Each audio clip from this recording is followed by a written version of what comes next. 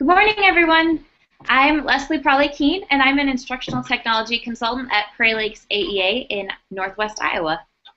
Good morning. I'm Erin Olson, and I'm also an instructional technology consultant with Prairie Lakes AEA. We welcome you to our first in many of the Connecting Creativity series. First, we'd like to explain to you what that series entails. The Connecting Creativity series is a learning quest designed with concept and content convergence in mind, supported by meaningful technology integration. When designing and planning for the Connecting Creativity series, action essentials were established. Students create and design, students write, and students publish.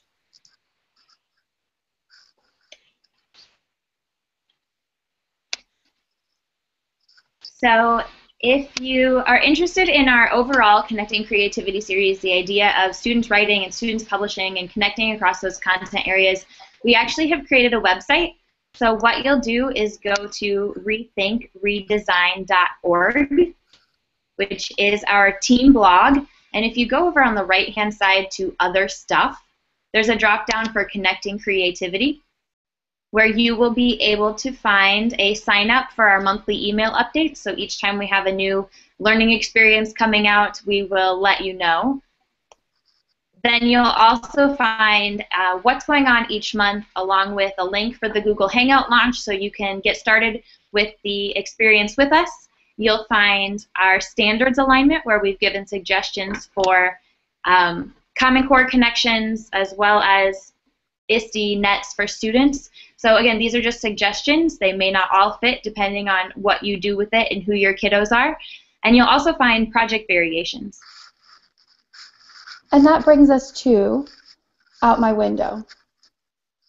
So our project, Out My Window, was launched at the 2013 Global Education Conference. Leslie, a former geography, history, social studies teacher, and I, a former English teacher, both are passionate about students creating and increasing global perspective. This was born from a quest to have students gain that global perspective. Out My Window classrooms share their world, what they see, what they experience. This is inspired by the 5 themes of geography. Students reveal cultural awareness and understanding through original poetry and photography.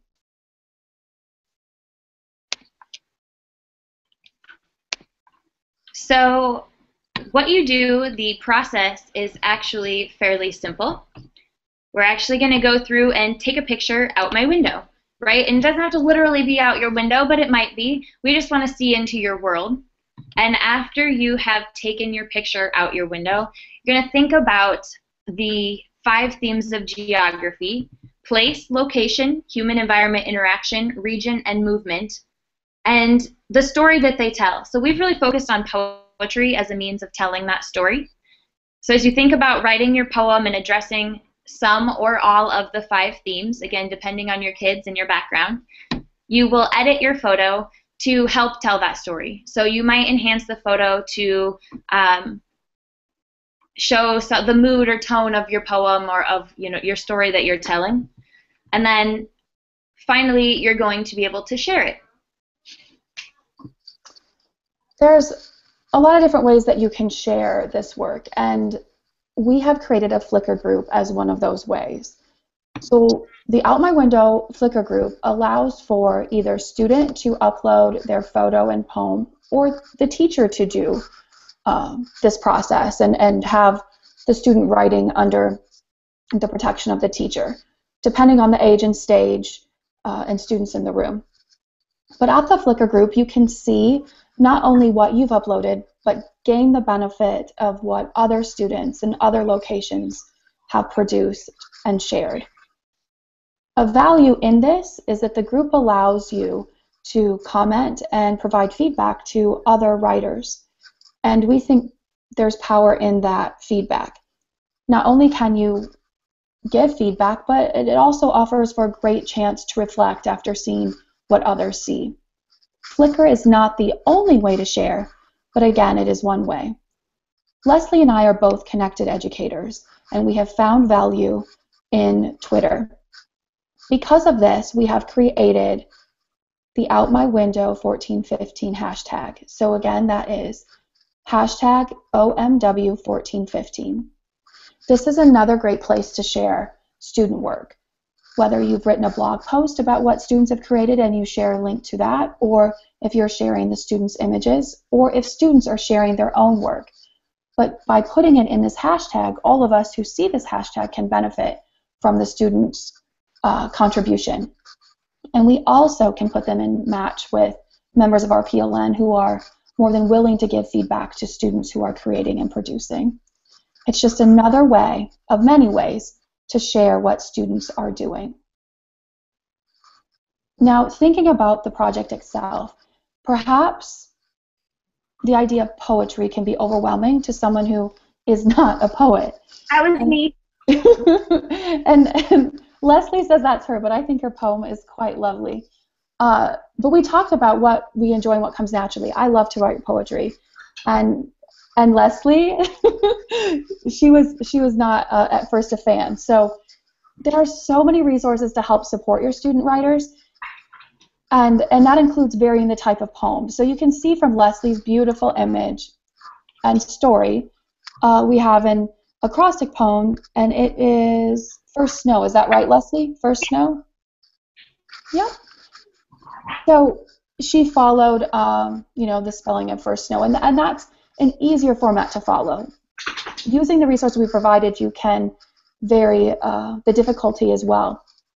And of course, this is an opportunity to give students choice in that format.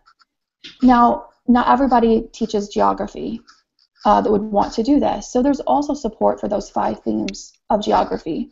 For example, when I started writing, I was not as familiar with those themes. And so through the help of Leslie's support and the resources provided, I was able to incorporate that into my writing.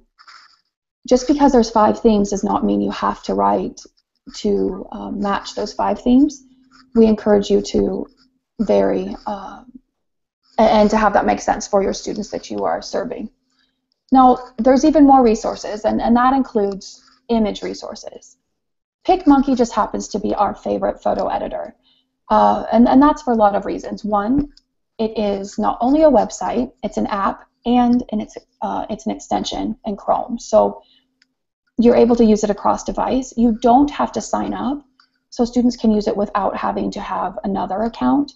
And the free version works wonderfully. So there is no reason that we can think of that this would not be an a photo editor that's easy to use. But it's one of many resources for images. So we list a couple others too. But this is what kids are already doing. They're already taking pictures. They're already editing for their numerous social media networks. And so why not incorporate that into a learning experience? But you, the teacher, design the learning experience. This is one idea and can include many variations to fit your curricular needs and to fit your standard needs. So we encourage you to plot and plan and be intentional that this is meaningful, that it's not a one-shot project necessarily, but you incorporate brainstorming and you have that opportunity to connect to other classrooms and you intentionally plan for reflection. So we strongly urge and encourage variation and customization by you, the educator. And along those lines, we also want to inspire you to see what students last year and the start of this year have produced so far. So in our Flickr group, as Erin mentioned at the beginning, we started this at the 2013 Global Education Conference, and it was our first launch of this. And from there, we had teachers and students participate from all over. So in our Flickr group, you'll find all of last year's work. And we debated whether or not we needed to start a new group for this year, but we decided there was real value in being able to build on that collection and build on those students' voices as we sort of moved throughout this process. So you'll actually find all kinds of student examples as well as teacher examples and Erin and my own examples within the Flickr group. So that's one place where you can find student examples, where you can see them, get some sort of ideas for your students, what it might look like. We had everyone from first graders participate up through, like I said, up through adults participating. So this really varies across grade level and can be what you want it to be. Another place that you can find student examples is on our hashtag, the hashtag OMW1415. And one of the ones that we wanted to highlight from this year was Tracy Watanabe actually shared this and with some of her teachers, and her students, their students have been participating in Out My Window this fall already. So I pulled an example here of some student work that has been shared to our hashtag. And this is where it starts to get really powerful, right? Because students' work is being seen all over the world by all these people. And I actually had a teacher come up to me last few weeks ago. It was in August. I guess that was last month now. And they're middle school kids, and they were at a special school. And she came up to me and she said, "If you're doing anything like this again, please make sure to let me know. My kids are the kids that get written off, that get put in the corner, that nobody thinks can do anything, that people just, people just write them off early in life. And for them to come to school excited to go and take pictures, excited to tell their story, excited that people all over the world were going to view their work was important to them. They felt so privileged and so important and so special when you would comment on their work, and knowing that someone would see it, and how excited they were to go home and share that URL with their parents or with whoever they were, with their dorm counselors, where their work could be seen. And it was important enough, and somebody thought it was good enough to put it on the internet. And that's really, what Erin and I hope to inspire in this. It's telling those kids stories. And it goes across, like I said, any grade level, any age. These kids are excited that somebody is excited about their voice. So, let them make it what they want it to be. Erin encouraged teacher variations, encourage student variations. It doesn't have to be exactly what we outlined it as, and we'd love to see any take on that, whether it's teacher take or student customization or whatever that needs to be. So along those same lines, we really want to express a desire for the comments and feedback function, especially in Flickr, but definitely on really brings that cultural awareness about, where students can start reading each other's work, reading from different parts of the country or the globe, and having those conversations about what is out your window versus out my window. How do we raise that cultural awareness? How do we help students facilitate those conversations of people whose lives are completely different from theirs? And I think that's one of the parts that we're most excited about and that we hope to grow this year, is that comment and feedback piece, where kids feel like their work is valued, where kids can have conversations with each other and about their work. And I think, Leslie, this provides conversation on a couple different levels. There's conversation from a literary standpoint. Just when you brought up Tracy's students' work, I noted powerful use of alliteration because I'm a former English teacher, and I noticed things like that. So there's a conversation that can happen with students and discussing what literary devices are people using and how are they used and how does that add to the overall effect of writing. That's one level. Another level is, of course, from a geography standpoint. How does what one sees, experiences, shape how they view life, or how they view current events, or how they formulate opinions? How does our perspective shape how we feel about world events? And I really think when students, if we have them sharing from, like you said, elementary all the way up the continuum to adulthood, if people are sharing what they experience and what they see, and they're celebrating that, I feel like we hear what happens in the world differently. Suddenly, where maybe we didn't pay attention, we suddenly do. So maybe where we didn't care as much about what happens across the ocean, well, now we do, because our friends that we just gave feedback to, what just happened to them, we care about because we know them, or we've seen their work, or we've made that connection. So again, Leslie and I stress that the power and feedback, the power and reflection, and the power of celebrating what we all experience can be incorporated into school. Leslie, did we have any questions within our chat that we need to address on the feed, or do any of our participants have any questions now? It looks like they're answering each other's questions, which is awesome, the power of being connected there. So I think we're okay for right now. The question that I'm seeing was, can I get the hashtag again? And a couple people shared that. So it was hashtag OMW1415. Great. Wonderful, wonderful.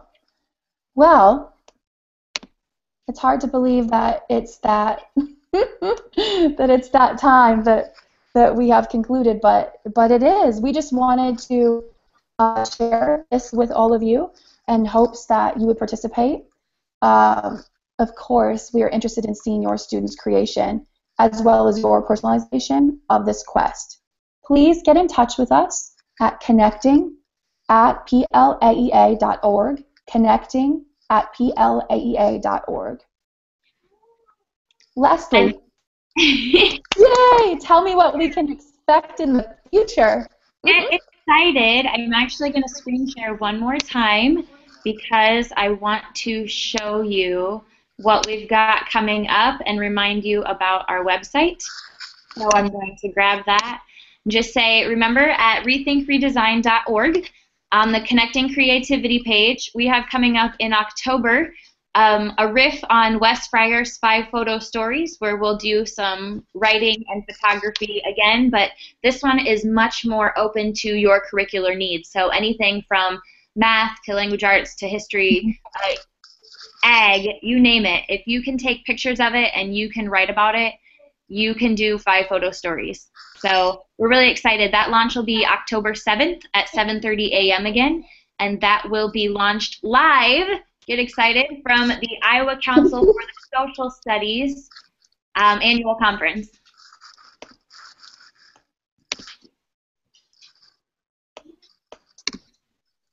Well, so I think we look forward to seeing what's out your window, and we're so glad we had people join us this morning. We can't wait to see what you guys create. Thank you.